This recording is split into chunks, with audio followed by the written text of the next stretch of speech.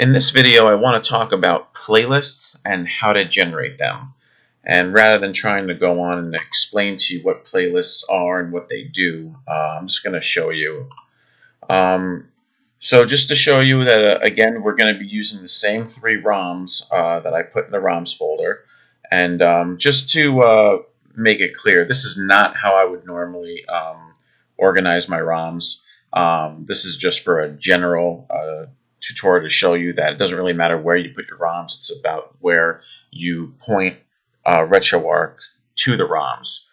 Just making that clear. I'm going to be doing more videos in the future where I'm going to specifically go over setting up Nintendo for that example, and I'll show you exactly how I do it. But for all intents and purposes, we got a folder named ROMs. We have our ROMs in it, and I'll show you how to scan this folder to generate a playlist. So, all right, let's open up Retroarch. And so in the last episode, I showed you how you can go to load content, go to your start directory, and select your games to load. Like I said, we have Nintendo and Famicom Disk Systems ROMs in here. And if you have a much larger ROM collection, it gets a little annoying trying to search through all that. So what we can do is we can go over to the right to this plus, which is the Import Content tab, and go down to Scan Directory if you want to scan an entire directory of ROMs, or you can scan the individual files and add them to a playlist. So here I'm going to go to Scan Directory, and if you notice, it automatically goes into my start directory. If you look on the top left, it says it's the D drive ROMs folder. But just to make sure, if you want, you can go back to the parent directory, and then you can click on ROMs and see that we're still in it. So now just go down and click on Scan this directory, and if you notice in the bottom, it's scanned through the ROMs, and it says scanning is complete. Now when I back out, I have two new tabs here. This is for the Family Computer Disk System and my Super Mario Bros. 2 game, and then the Nintendo Entertainment System and my two games here. Now I'm going to minimize this because I want to show you what just happened. So if you go into your Retroarch folder and you go into the Playlists folder, you'll see that it created two files with the extension .lpl. These are your playlist files. And just to show you what's in them, if I were to right-click on this and open this with Notepad++, which, in case you're wondering, if you want Notepad++, you just got to search Notepad++ right here, download, and then download the installer, whether it's your 32-bit or 64-bit. You don't need Notepad++, but I like to use it when looking through these files like this, especially if you're going to be editing these files manually. You don't need it, but you should never have to do that. Just kind of, on a side note. But anyway, so here is what's in Notepad++, and this is what's in your playlist file, and it has the path to the ROM name. So this is the ROM name.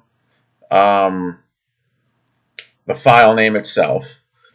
So since this is zipped, it's saying what the actual ROM inside it is, .nes. The label, what's going to be shown on the screen, so Contra USA, that's what it says right there. It doesn't have like the file extension or anything like that in it. Core path and core name, it's going to automatically detect that.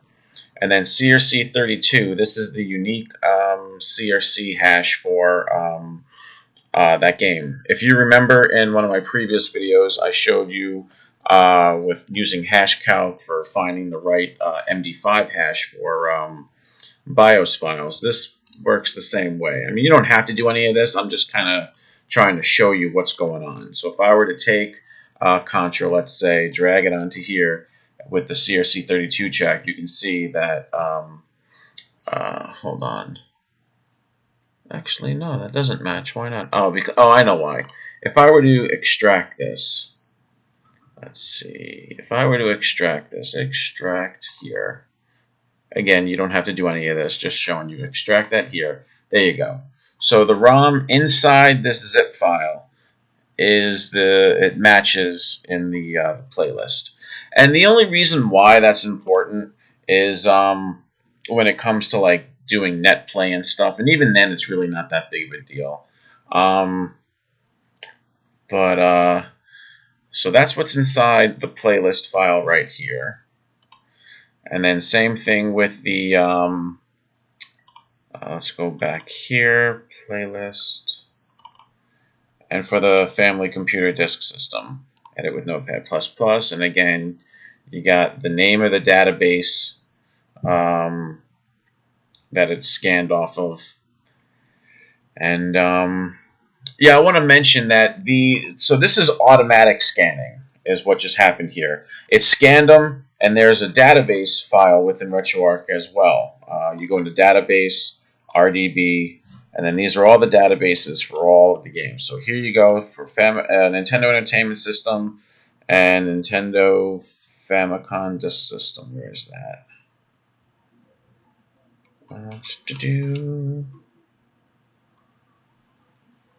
Where is it? There it is. Nintendo Family Computer Disk System. So those two databases, which I can't open and show you anything. It's not going to look like anything. But when it scans your ROMs, it scans them against these databases. If it finds them, then it can automatically create these playlists. Like it knows that these games are for Nintendo. It knows that this game is for the Famicom Disk System. Now I want to show you something else. So let's say you have a game, for example, that isn't in the database. And I'll use the example of, I'll go to the online updater, content downloader, and I will go to Nintendo. And let's download a homebrew game off of the online updater. So Proto Deer. No idea what that really is. So now if I try to scan that, I go to scan file, I go to, it's going to be in the download folder within Retroarch, and I go here, it scanned it, it finished, however, it doesn't show up in any of these categories. It didn't recognize that game at all. So that's just because it's a homebrew game and it just wasn't in the database. But if you want to put a game in the database, the other way to do it is go to your desktop menu here, the WIMP GUI. And when you open this up, you will see that you have your playlist files right here. And you got your Nintendo Family Disk System and Nintendo Entertainment System. It automatically created its own playlist file folders here and put them over here. So if I want to add that homebrew game to the Nintendo database, you right-click in this white space here, go to Add File. If it's a single game, you can do Add Files, or you can, if you want to do a whole folder, you can do that. But I just want to add that single game, and it's located in my Downloads folder, and it's Proto Deer, and you don't even need to change any of this stuff. Right here, it's done. It's good.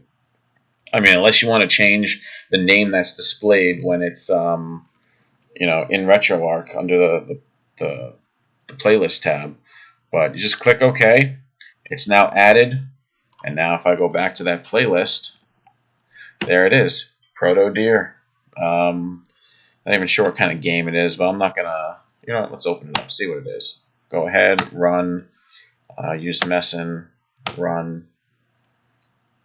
There we go, some weird looking game. But anyway, close content. So that's how you would manually add. Now I want to show you what happens when you manually add a game through this method. So let's go back to our playlist, and let's right-click on Nintendo Entertainment System, Notepad++, and if you notice, it added it, but the CRC is just all zeros. That's because it scanned it, but it didn't match any ROM in the database, so it just put all zeros here. Like I said, nothing you need to worry about, just trying to show you what's going on in the background.